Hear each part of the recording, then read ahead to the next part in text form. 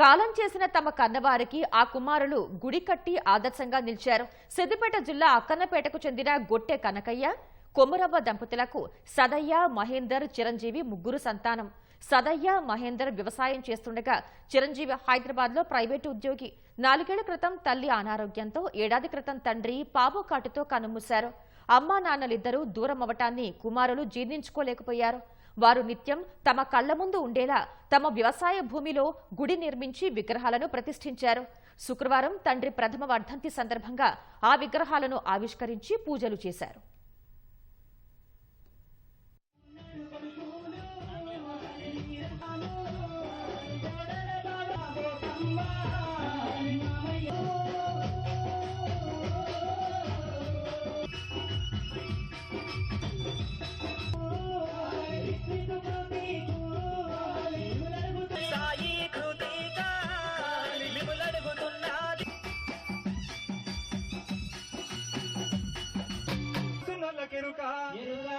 వాళ్ళ వీళ్ళ గోత్రాలు